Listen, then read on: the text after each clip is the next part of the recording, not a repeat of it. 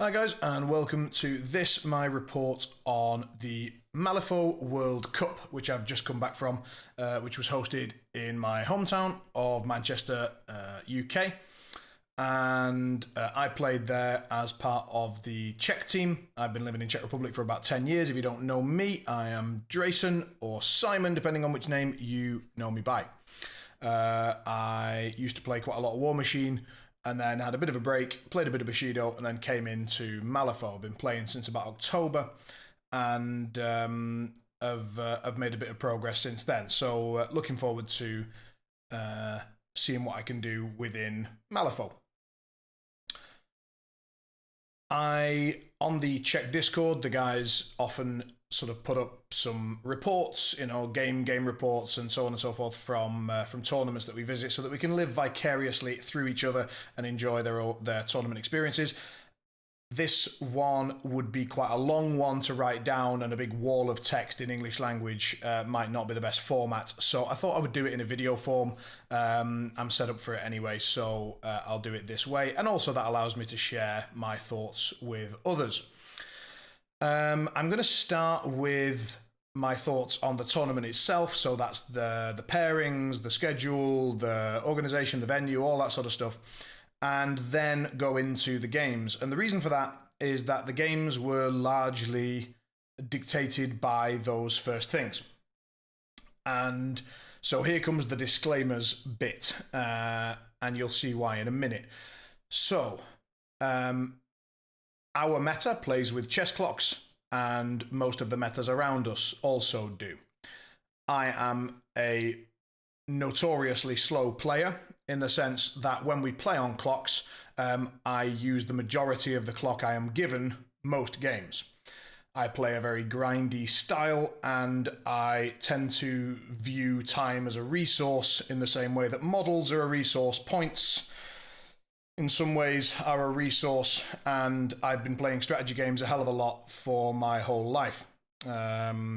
I was very competitive in the Command & Conquer series, all of it, and Age of Empires series, and so on and so forth. So I think that knowing what your resources are and trying to use them is important. However, the downside of that is that, yes, when on clock, I use a lot of it. Round times to me are important, and playing off clock is for me a catastrophe, because I really want to be able to play on my time so that I can play guilt-free using the resources that I have. Any other disclaimers before we go on? Yes, what I'm going to say, a lot of what I'm going to say about the organization, pairings, and schedule are negative. And they are not meant as an insult to the people involved or anyone, really. They are there because I think Malifaux is a fantastic system. I've played several, and I think it's easily one of the best, if not the best that I've played. And that for me as a competitive player, I'm not really bothered about the casual side. So for me, tournaments is that is the essence of the game. And the organization and the formats of those tournaments really matters, as we'll come on to. And therefore, the things that I say which are negative are meant to be there for tournament organizers or people who are considering organizing a tournament to consider. I might not be right, you may disagree with what I say, but they are there to consider, and hopefully will give you some more information to go into your tournament with and make it into a success. So that's enough of the disclaimer and introduction bollocks. We will now get into it. So we had 6 rounds. It was a 2-day, 6-round team tournament with 4 players per team. And there were rows of tables laid out in the venue. And each table had a different strategy. So all 4 strategies were present in each round. And a different pool for each of those strategies were there on the tables as well. And in essence, that was really very cool. So I completely understand the desire to start there. It was a really cool idea. I loved having, all 4 strategies represented every round. I loved having different pools that you could consider and so on. Really cool idea. Additionally, all of the organizers were really friendly. Every interaction I had with them was top notch, and the venue that was chosen was perfect for this kind of event. So enough space. And it's important, you had enough space to put your tokens, your widgets, even when you've got 8 competitive players per row, all with a crap load of accoutrement, all the stuff we bring with us, right?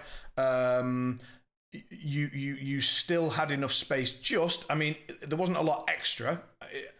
Everyone always wants more space, but within what you can afford, especially in the UK, which is not a cheap country, the space, the venue, considering that we were all, probably 100 people in the room, the airflow was decent enough. Obviously, after a long day, it starts to get a bit foggy, but that's pretty much unavoidable unless you're playing outside, really. So I felt with all the windows open and the fire exit jammed open, air was as good as can be with that many people. The amount of terrain that was brought was fantastic. So a lot of the tables were really full. They felt like they had some theme to them. There was an organization to the tables as well. It wasn't just thrown on. It was clearly thought through, and over a vast number of tables. That's impressive. All of the terrain that I'm aware of was painted, or was of a type that appeared painted, so that was great as well. So this was obviously from the depths of an experienced tournament organizing crew, and so that part was good. I would say that obviously with that amount of tables and the terrain that you have available to you, you're never going to get the perfect balance, but the amount of blocking was massive. So on most tables, any player that was bringing Seamus or Lucius had a semi-hard on pretty much the whole weekend. There were 1 or 2 tables that didn't conform to that, but not many, and it was pure chance whether you sort of met those tables or not. Right. So let's move on to the pairing process. I tried to argue against the pairing process in advance, on the day, and now. It was god-awful. So, one team is randomly assigned attacker or defender in the sense of, let's say, team attacker or team defender, because we'll come on to player-based stuff in a minute. So, team attacker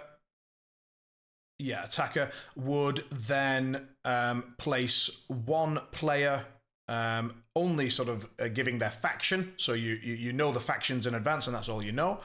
And they put a faction onto one table. So they pick a table in a pool with one player. The defending team puts 2 factions potentially against that player, and the attacking team decide which player they wish to face. The second player that was not chosen, was not locked into the process, was just basically taken straight back into the pool of players, and it had no effect on the rest of the pairing process whatsoever. So attacking team essentially decide the first table and matchup. The defending team have a little bit of agency because they're allowed to sort of say, half of our team will dodge this table and matchup. Then we alternate, and the defending team choose one of the 3 remaining tables. They put one of their 3 remaining players down, and the attacking team have to offer 2 choices there. So the defending team get to choose one matchup as well. And then the attacking team essentially decide everything else, because the third table also decides the fourth table, because once the third table is decided, the fourth table and players are known. And so the attacking team choose the first, third, and fourth table, pool, and matchup. The defending team can go and suck a dick, figuratively speaking.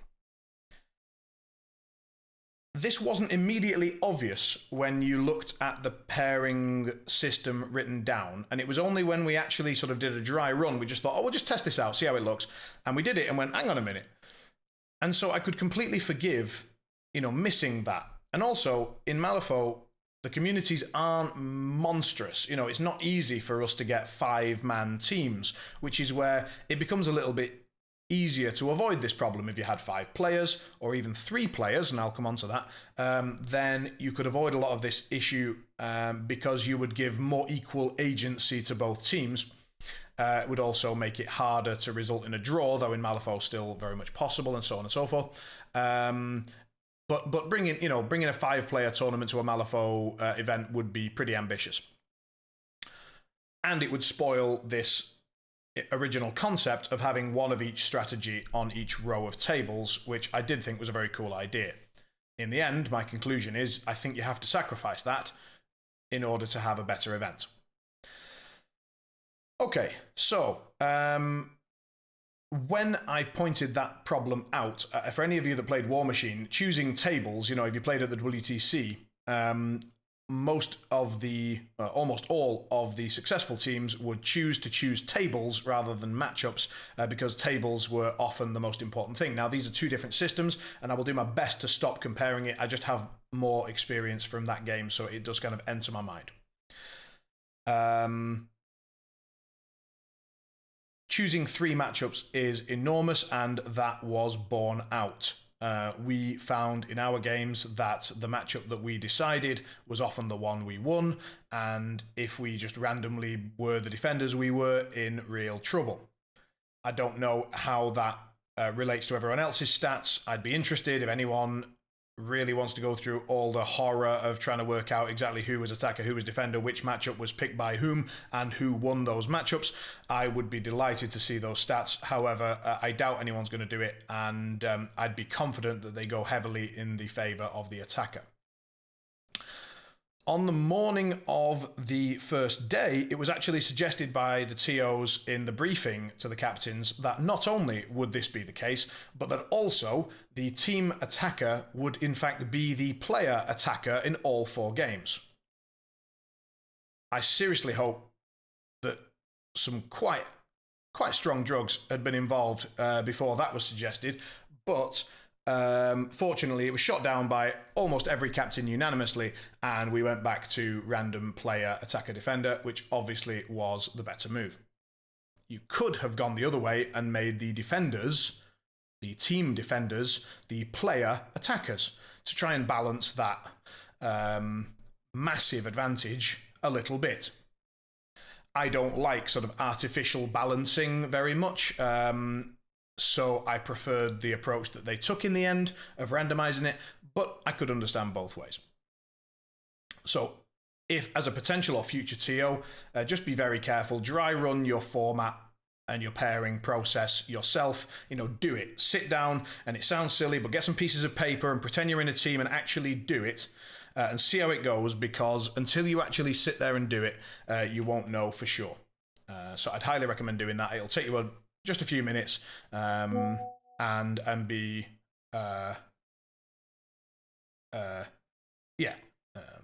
important. Sorry, I just got a message popped up through my line of thought for a moment. Right, I'm going to move on. So that was the pairing. The schedule. This was the you would think that last part was probably the most influential part, but the schedule, and I'll sort of link this in with the pairing, which is why I'm putting them together, was even worse. So rounds were given as 2 hours and 15 minutes per round, and from memory that included or were you given an additional 15 minutes for pairing, as in the team pairing, and then 15 minutes for setup, maybe? I can't remember. I know that that's roughly how long you had, but I can't remember whether that was included in the round timer or not. Honestly, it was so much chaos. And I didn't make detailed notes on that part. So I don't want to make any false claims there. We may have had that time in addition. So in order to do team pairings, And in order for them to be meaningful, a lot of people really wanted them to be meaningful. You know, the team aspect of a team tournament is so rare that you want to spend a bit of time on it. So 15 minutes was not enough, and we ended up just sort of throwing players out there and just going, right, well, we haven't got enough time to think about what the opponent might do, and their choices aren't locked in for the next round, so we can't sort of trap anyone or anticipate what they're going to do. So there's just way too many variables. So essentially all we need to do is look at our players, the masters that we know we want to play, and the tables and pools that are available, and say which table and pool is best for you. And then you've got one more choice to make, which is the 50-50 given to you by your opponent. So given that table and pool, would you like to play against Arcanists or Guild? And that was done. We didn't have time to think of anything, to go any further or to strategize much further than that. Maybe some teams had a better approach. We thought of several approaches in advance, so we thought of trying to take one of our players that didn't care about terrain, and then the two players that did. So we had a Seamus Lucius sort of combination potential in our team, and so we thought about how can we organize this and play it in such a way that we very likely get a heavy blocking table for our Lucius and Seamus, and then can we put our Neverborn that was perfectly comfortable with his incorporeal list onto a severe table, and so on and so forth. But A, most of the tables were a Seamus and Lucius Wet Dream anyway, and B, there wasn't enough time to do all that and still be, you know, even vaguely polite to the opposing team. Right. So that's the pairing schedule sort of combination. Then we move on to the biggest crux of the entire thing. There were no chess clocks. So the UK scene's defense of this travesty is, well, we don't use them in our events. That is a statement. That's not a justification. And it was horrific. So when you don't have chess clocks, you have no way of making sure that the time within the round is fairly distributed between the two players. You have no way to incentivize all 5 rounds to be played. All 5 turns, sorry, I'll try not to mix turn and round because it is important.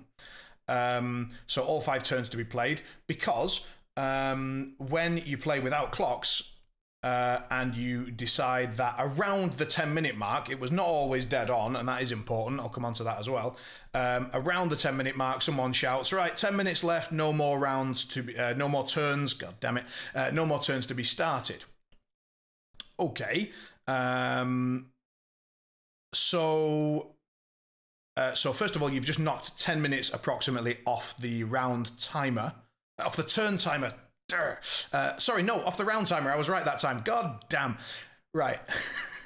So when you say, right, okay, no more turns to be played, then and then around the 1 minute mark, I think it was, make this your last activation.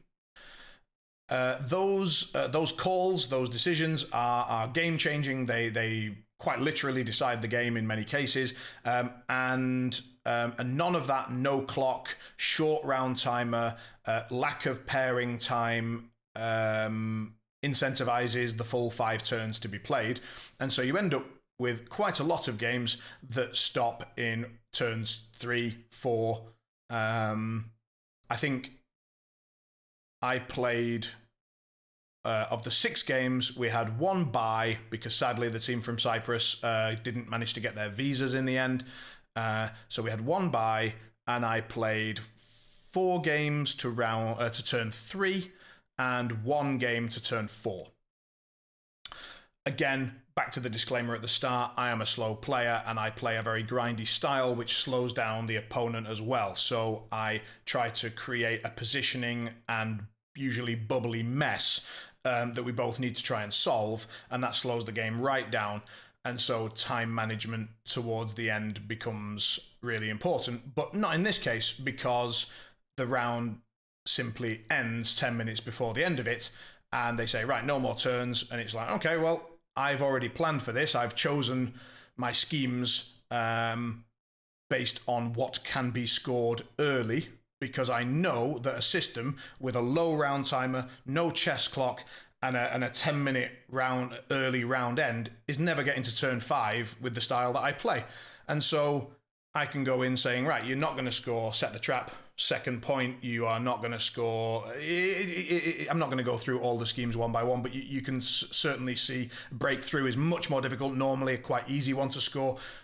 Any strategy that involves kill them first, score later doesn't work because you kill them first and then the game's over. So best of luck scoring later because there is no later.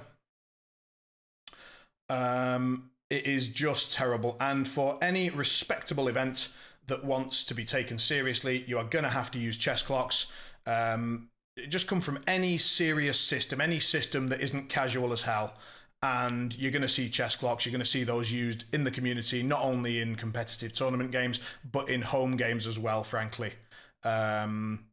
Because they just allow everybody to have their time as a resource. You know when the game's going to end. Even in a friendly game, that's really useful, right? You can dedicate 3 hours of your afternoon to play in a Malifaux game, and you know you're going to be done by 7, and then you can go home for tea or whatever it is. Or dinner, sorry. Right, so that's the schedule. Then not enough time applied for lunch. Now that's handy because lunch was promised and then never given, and no explanation that I'm aware of was given openly. We had to actually go and chase it up and say, hang on a minute, we've paid quite a lot of money to enter this tournament, and then all of a sudden you've said there's lunch, and then on the day you've said, oh wait, nah, no lunch, and we're not sure, and it was just chaos. And then an explanation was given. I sort of came in halfway through that explanation. The explanation went something like, the cost that you paid to enter the tournament was just for the tournament itself, that the organisers were planning to take the cost of providing lunch onto themselves, a very generous and kind offer based on the idea of keeping the price down for those that wanted to attend. But that hadn't worked out. I'm not quite sure why it hadn't worked out, whether it was communication between the venues or because it was a bank holiday Monday, public holiday in the UK, which caused some issues. I don't know. But whatever it was, communication, lack of lunch, and lack of time to go elsewhere to get lunch and then make it back was difficult. So on the second day, when again, lunch was very much a question mark. It was like, oh, we'll do our best, we'll try, and then no information, no, sorry guys, there won't be any lunch, or if there was, none of us heard it. And so we finished the round, we go outside, go to the closest place we can, ask them if they can provide food quickly. They said, yeah, you're the first ones to the kitchen, you'll be all right. Great, we order some food. It takes ages. That's not the fault of the organisation or the tournament, but it just happens. And then by the time the food had arrived, we were already 10 minutes late for the pairing. We had to run one player back from the restaurant to the venue to do the pairing process on his own. We then had to eat food at a speed that nearly made 2 of us vomit, and then, having almost vomited, run back to the venue upstairs, and then without time for a piss, start the round, and apologising profusely to our opponents for being late and sort of spoiling their experience of that round. It felt horrible. It was genuinely terrible, a terrible experience. And again, not entirely the organisation's fault, but when you have a schedule that doesn't account for a reasonable lunch break, especially when you've not provided lunch on venue, so people are going to have to go and have a look around, and not all of them are local, etc.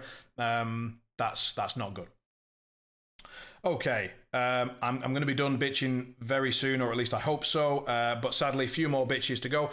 Table rows. So you would like to play, you've got all these tables, you'd like to play them all, or at least not to play the same one, multiple times.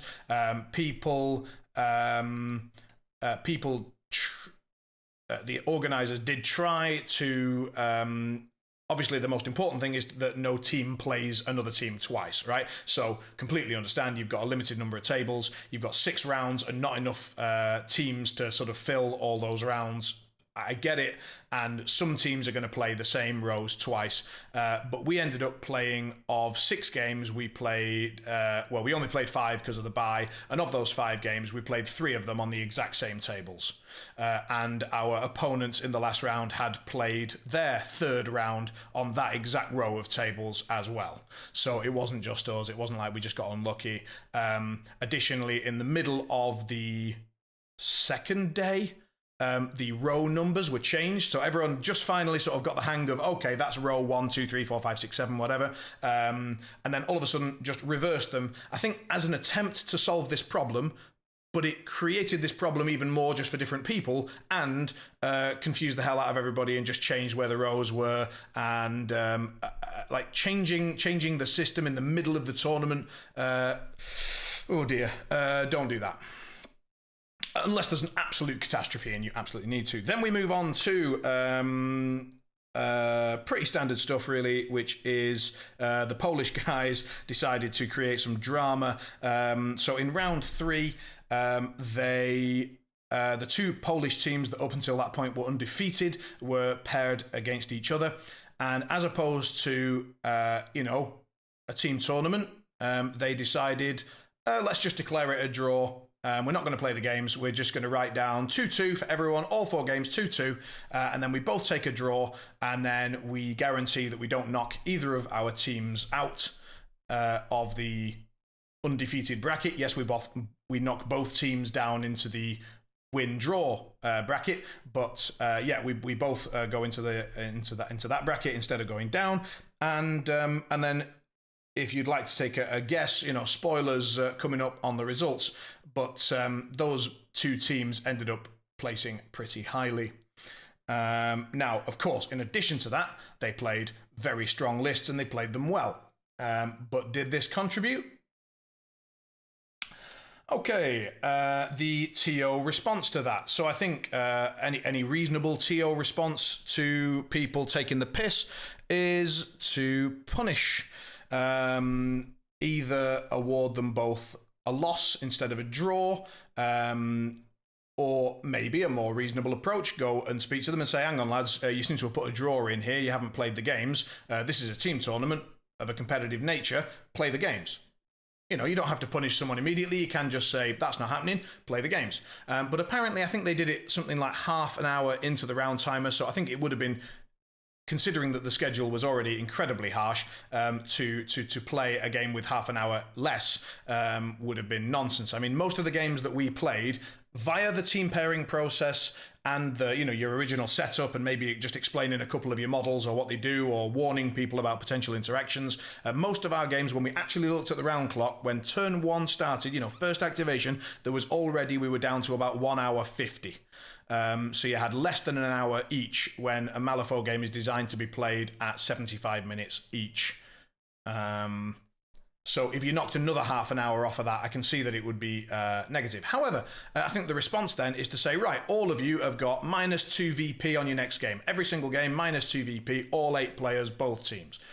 Or simply, you've lost. You've both lost. You've tried to take the piss, and you've lost, obviously. What actually happened was they said, oh, that's not great. I'm paraphrasing, obviously. This is not a quote. That's not great. But let's not spoil the tournament by talking about it. So no more talking about that, please. And let's move on. No punishment, no change, no nothing. And they finished 2nd and 4th, I think, or 2nd and 3rd, something like that. You decide what you think. Of course, I'm sure that they have a different explanation of that series of events, and that it will be much more positive. And that doesn't make me right, and it doesn't make them wrong. So, you decide. Communication and feedback. So, last part of the sort of things to take into future tournaments is that the moment that you announce a big tournament like this, you're going to get a lot of excitement. You're going to get people really looking forward to it. I think it was announced, it must have been months and months in advance, maybe even 5 months in advance, something like that. And we've been looking forward to it for ages. And of course, when you've got international teams involved, you need to book flights, you need to book holidays, you need to, arrange with the wife to look after the kids, and so on and so forth. So it completely makes sense to announce in advance. And humans being humans, when you announce the tournament, Are your tables set up? Is your venue booked? Is your lunch arranged? Is it hell?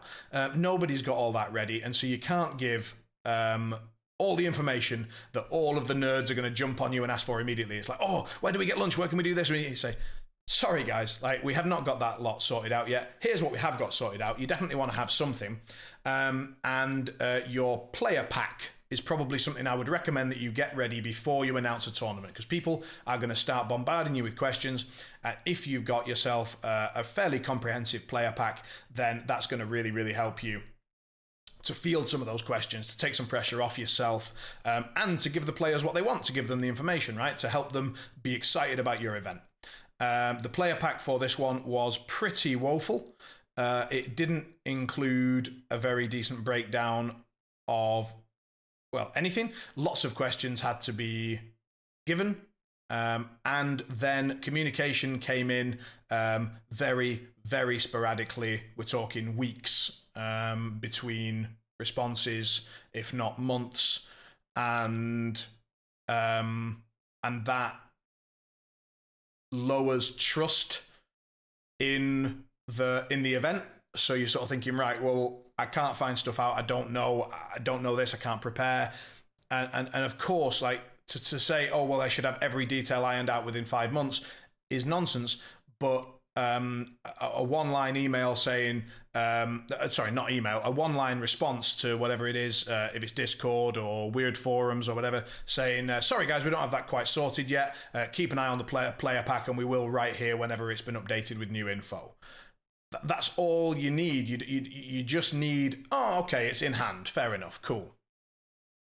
There wasn't enough of that, and I would recommend doing that if you are looking at organising your own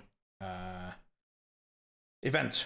To go back, because I've been bitching for far too long now, and to the point where I feel bad because there were good things, and I want to focus on those now. So. A new Fate deck was created for the event. Someone actually went to the trouble, and I'm so sorry I've forgotten the name, but went to the trouble of drawing these wonderful images for the World Cup Fate deck, which every player was given a physical copy of. You got your Fate deck on the day as part of your swag, and that's such an amazing idea. That was so great. The amount of time that it must have taken to do all of that is incredible. And I'm not suggesting that any TO would want to make this their first port of call, but did it make the event feel a bit special with something like unique and some memorabilia that matters? Yes, it did. Now, it's not my art style. I prefer more serious art to the cartoony style. So I'm not going to use that deck, but I know several people who want mine and who loved it and who played with it on the day and so on and so forth. A tiny comment on that is that the suits weren't quite visible enough, especially from range. I had one of my opponents think he had a suit in his hand and play accordingly, and then realize he didn't because he'd read the suits wrong. With a new deck that you're playing with for the first time, that can happen until you get used to it visually. But I would say that any Fate deck, regardless of how cool the artwork is, needs to have numbers and suits very clearly visible from 3-4 feet away. So I would, put a card on a table at the other side of a 4x4 foot thing and then see, can I see that? And if you can, fantastic, you've done a great job. Crack on with the art, because obviously the art is what people draws people to the deck, but numbers and suits is what allows people to play with the function that it's created for. So that would be my minor modification. But what a cool idea to have a deck for the event. I think that there might have been a mention of someone planning to sort of upload that into a Vassal compatible module as well. So amazing. And I really can't speak positively enough about the idea of having a Fate deck for your event. People love collecting Fate decks. They're a necessary part of the game. If you don't like playing with sleeves, they do eventually start to sort of gum up a little bit just through use, and being able to switch Fate deck to one that you love from a tournament that you like to remember. What an amazing idea. Superb. 100%. Opponents. Considering all of the half an hour's bitching that I've just done, all of my opponents, every single one, was an absolute gentleman and a scholar. Scholar. I went into Sean Connery for a moment.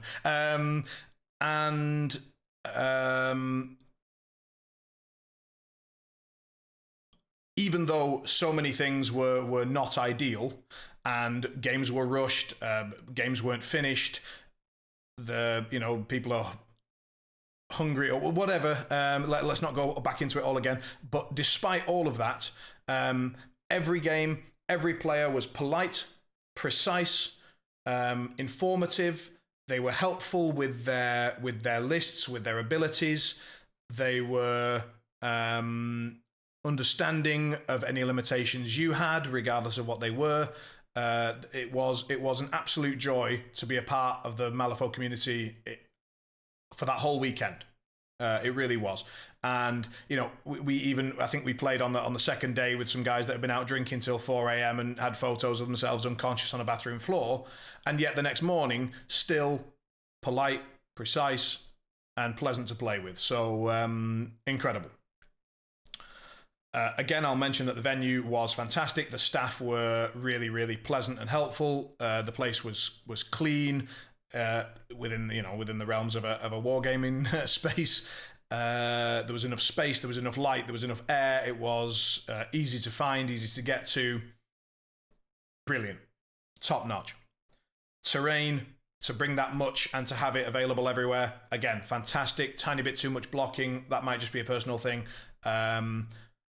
I'd have a little bit more of a mix on some of the tables, but fantastic.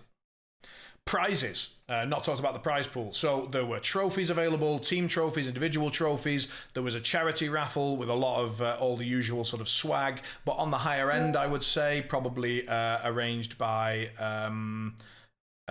some of it donated by Weird and other companies, and so they'd gone and got the sponsorship that was necessary to run an event like that. Fantastic work from the organisers. The prize pool, especially with the Fate decks being given to everybody at the start, and giving them out at the start so that you could play with them during the event, not just like as an afterthought. Another brilliant idea. Lots of really, really good aspects there that showed some of the TO's joint organizational experience. A special mention, because it was interesting that what was his name now? I'm going to just check it quickly. It was from the Germany 2 team. We had Lucas, I think Lucas N, if Bagger Tools is correct, playing Sandeep 2 throughout the entire event, and actually took first place in the individual player rankings and helped Germany 2 to place very well as well. I think they were second or third place. Forgive me, I don't remember this second. But so that little sort of side story going on during the event, like, who the hell is this guy bringing Sandeep 2 and what the hell's he doing? I'll tell you what he's doing, he's winning. So that was really interesting. We had also a lot of Seamus going on, which, given the blocking, was not that surprising, but was interesting nonetheless. So sort of keep an eye on Seamus. How's he doing? How does he feel? Then you've got the Shenlong Koji combination. I met that one myself, but also it was played a hell of a lot, especially by a lot of the higher win rate Thunders players, including Zli and Ollie from MWS. That combination is, I would say, on the other side, on the wrong side of just mathematically broken, sadly. But at this tournament, everyone was bringing their best stuff, and so it really was a very, very strong test of what within the best of the best is the best. Weird sentence, but functional for now. And that was a really cool thing to see. It's like, right, okay, let's really test the mettle of our best stuff here. We're not pissing around. This is it. And that, even despite, as I mentioned, all the opponents being polite, precise, and pleasant and informative, they were also giving it their best. They were the best representatives, hopefully, of their given countries, and so you really did get to test your mettle, and that was a fantastic experience as well. Really good part of it. Interesting stuff, I would say. Given the Seamus doing all right as far as I can tell, that. I noticed that explorers and rezzers from memory, they're best in faction players, were placed much lower than a lot of the other factions. So explorers and rezzers really not doing that well, and that surprised me a little bit because I feel like they're both in a decent spot. So whether it was an anomaly, whether it was, whether you agree with that, whether you think, yeah, explorers and rezzers are weak, why would you think? I don't know. I just found it interesting. I made a note of it, and I thought I'd bring it up. Last thing to say is Bag of Tools. It's an interesting one because it's mainly used, or maybe only used, in the UK. I might be wrong about that. Don't go screaming at me. And it was pretty great. It works well. What I would say is that so does Longshanks. So Longshanks is pretty great and it works really well. And it's a real shame that there's a split there. I mean, we won't go into the politics of whether there's a real shame that there's any split between EU and UK.